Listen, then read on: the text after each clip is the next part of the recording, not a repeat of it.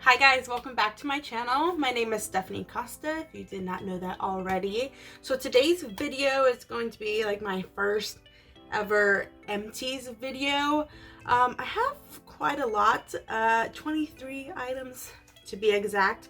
So hopefully I can do this really quick. So I have 12 makeup items. I think I have like 9 skincare items and only about like 2 hair care items because that's like the least of my interest. So let's get to it. So first I'm going to start off with makeup. So I went through a Morphe setting mist. So I really like the setting mist. It goes for $16. I would actually probably repurchase this again and again. The only thing I have with this is I feel like it goes really quick. Like I feel like you could probably go through I don't know, 2 or 3 bottles within a month. I'm assuming, I might be exaggerating, but I just feel like I didn't have a lot of time with this product, even though, you know, it's a big container, but overall I would definitely repurchase it. Next I have these House of Lashes. They're in the design Bambi. They no longer have these on their website. I got these like almost 2 years ago in a BoxyCharm, and I really wasn't sure about them. So as you can see, they're kind of really dramatic and just like, I don't know what's the word, like spiky.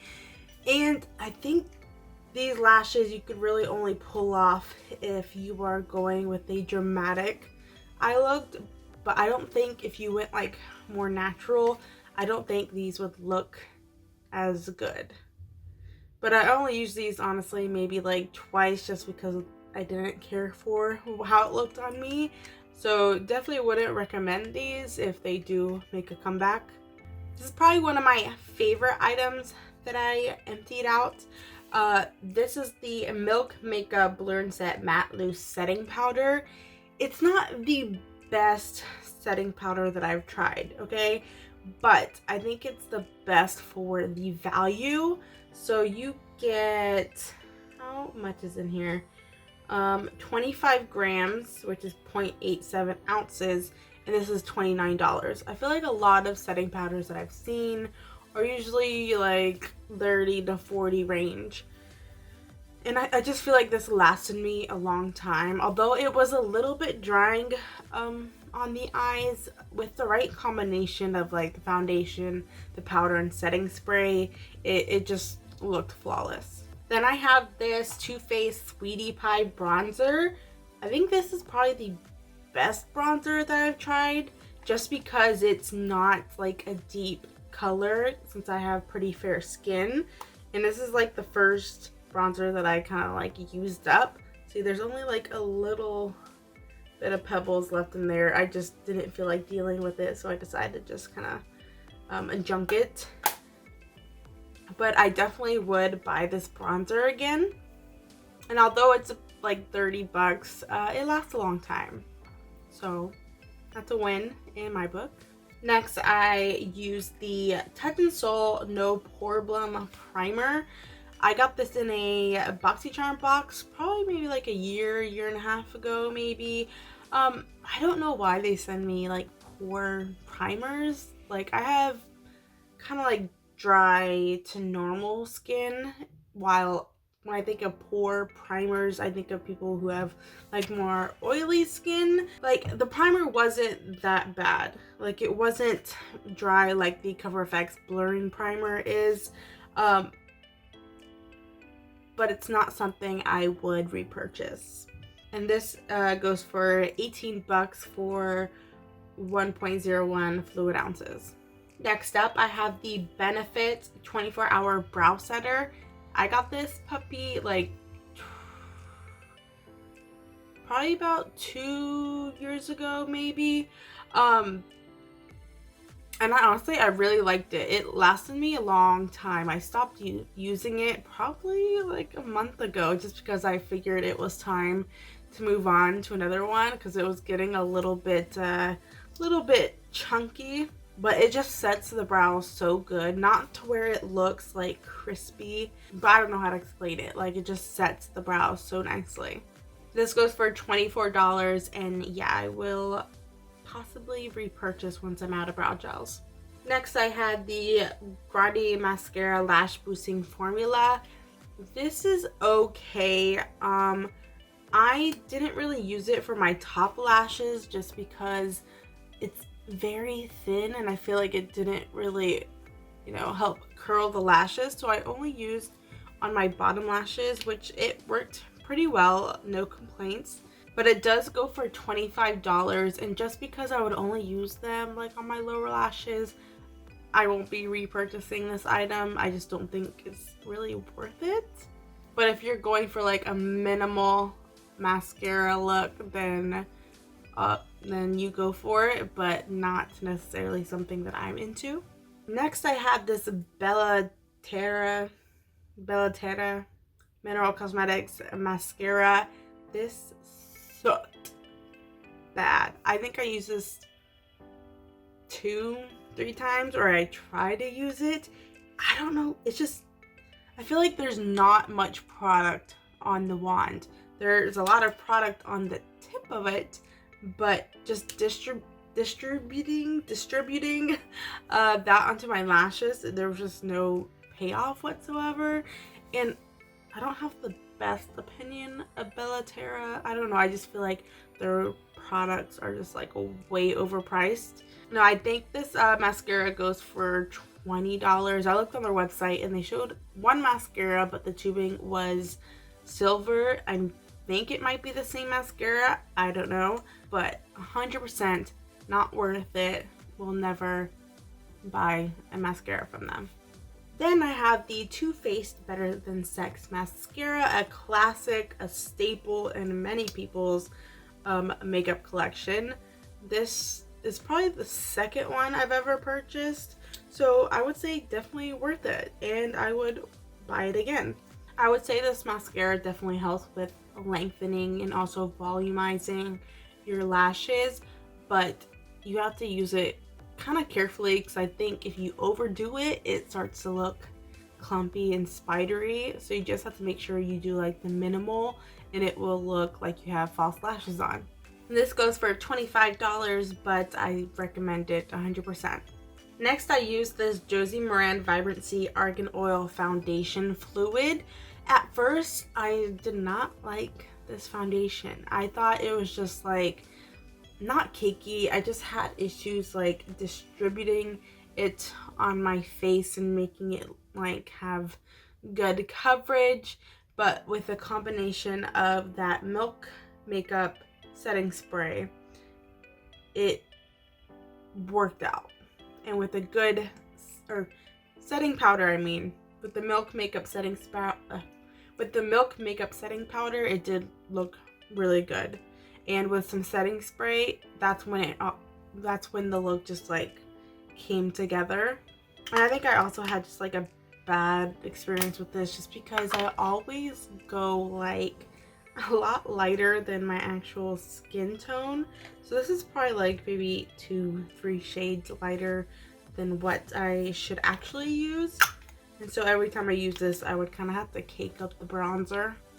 So if you have like a similar skin tone like mine, the shade Dynamic is probably too white for you.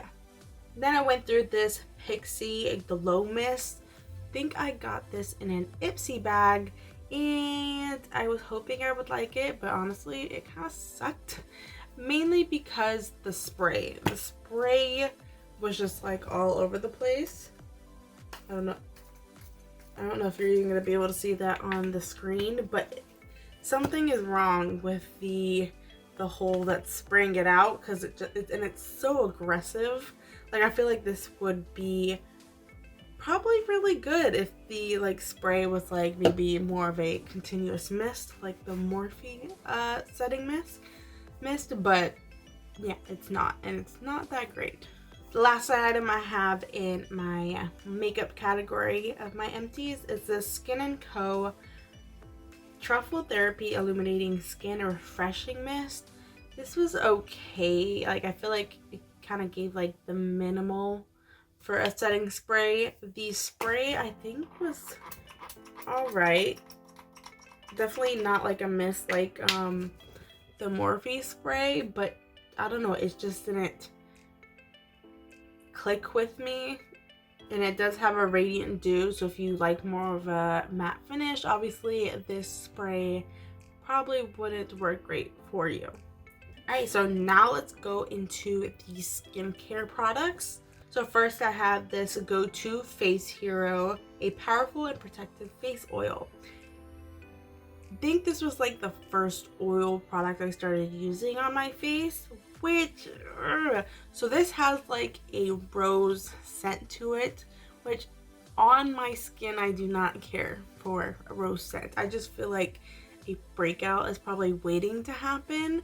Like the oil itself was fine, but like, I mean, I didn't have any irritation or sensitivity to it, but that smell is quite strong, and I would not repurchase this product because of that smell.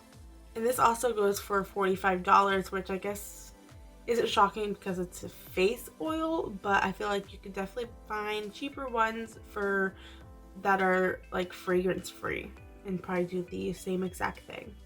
Next item isn't really a skincare product, but kind of is. So it's a Ulta Beauty Brush Cleansing Solid Soap.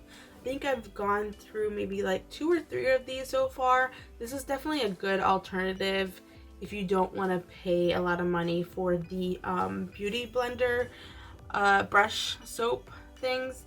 Now the Beauty Blender soap bar, whatever you want to call it, is definitely a bit better than this one, but this still kind of does the job. Now this thing is only like 10 bucks compared to, I want to say the Beauty Blender one is like, I don't know, it's like 25 to like 40 bucks, something in that range, which it does work really good, but just for the price, you're better off just going with this Ulta Beauty one. Next item I tried is this, I think it's Caudalie, something like that. Vinyl Perfect Essence. Not sure exactly what this is supposed to do. I believe I use it kind of like as a toner. I mean, brightening essence. So, I don't know. I didn't find a change in my skin when using it. It does like smell pretty nice and like luxurious, but just didn't see any result with my skin, so definitely not one I would repurchase.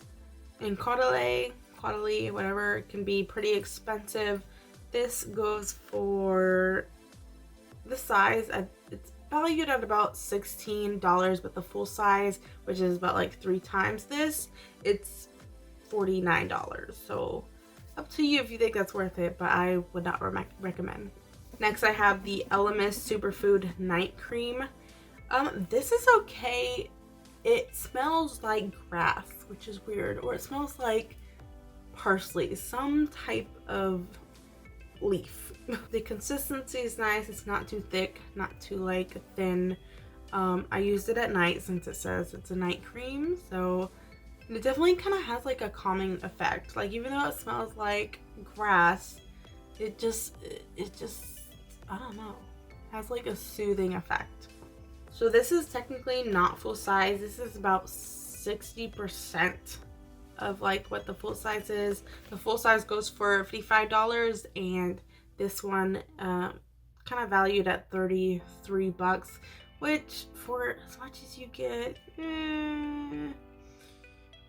I don't think it'd be something I repurchased. I didn't see like an amazing result out of it, so probably would just leave this one in the past. Then I have another Elemis item. This is the Elemis Pro Collagen Marine Cream. It was okay. I remember it being particularly thin, and also the price is what gets me. The price is what tells me even if it was like crack, I probably wouldn't pay for it.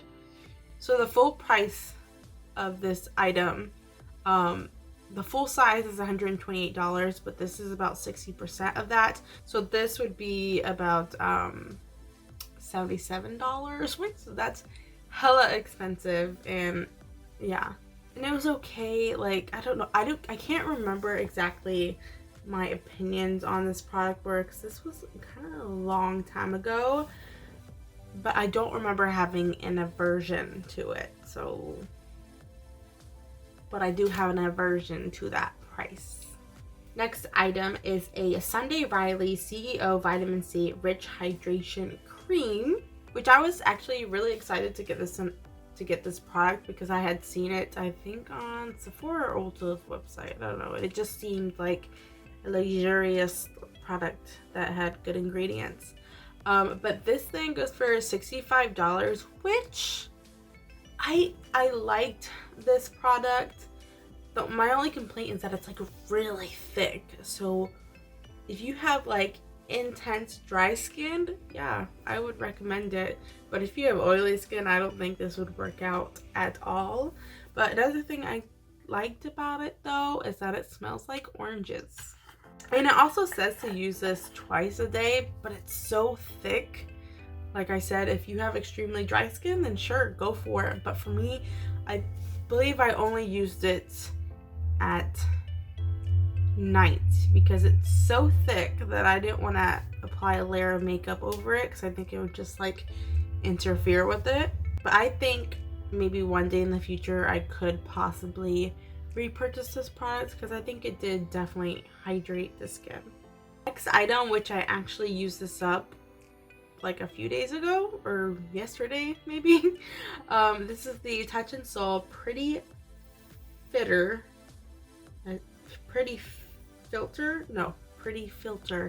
Waterful Glow Cream.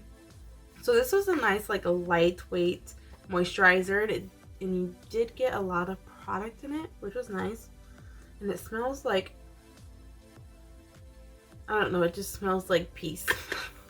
Peace smelled like anything, that's what it would smell like. This goes for $38, and this is the full size. I think I would repurchase this one as well. Now I do feel it probably has like silicone in it, which really isn't the best thing. That's probably why it made my skin feel really smooth. Yeah, I'll probably still buy it.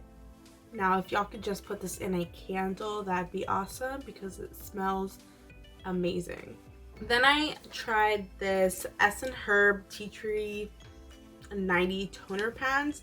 This was technically like a deluxe sample from Ipsy. I think this had like 20 pads in it and the full size has 100. So the full size with the 100 sheets is about $36. The 20 pads, 1/4 of that, it was valued around like $9. This is okay. Like, I definitely don't have any complaints about it, except for that they're pads. I've definitely geared to more skincare items that don't involve using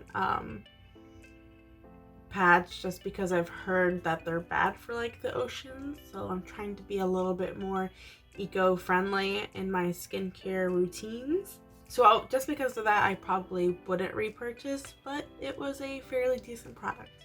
Now my last skincare product is another Caudalie product. This is a grape water, which I think this is just a moisturizing spray, but I used it kind of like in place of a toner, even though it's not a toner. And I think this would work nicely if you kind of like the Evian water spray bottles. It would work nice to just like freshen up in the middle of the day. But I didn't use it to set my makeup. I think you could also use it that way, but I just kept it as like a skincare item.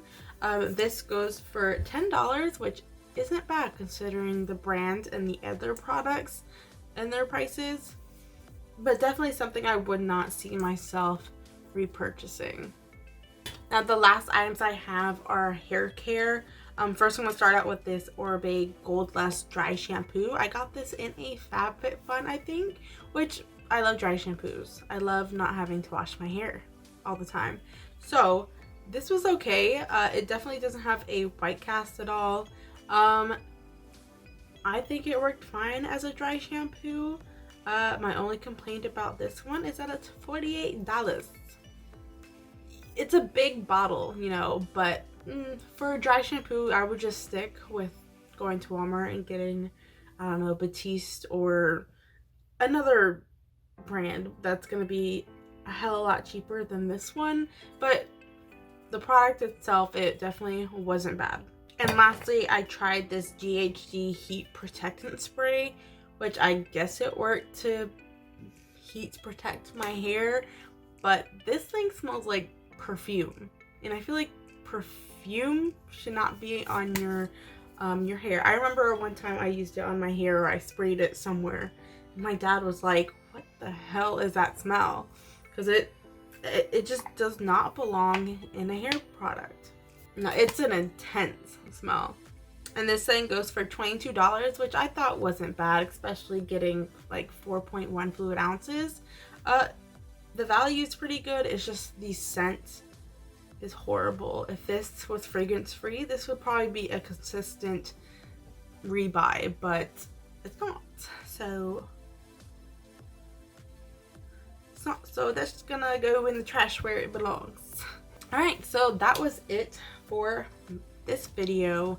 Little Empties thing. This stuff has been gathering for probably like, I don't know, maybe 2 years. It seems like a lot of the products I probably used over time I've probably thrown away and didn't even think about putting it in my little drawer of empties, but then I would have had a longer video, so I guess it's good that I didn't keep all of them.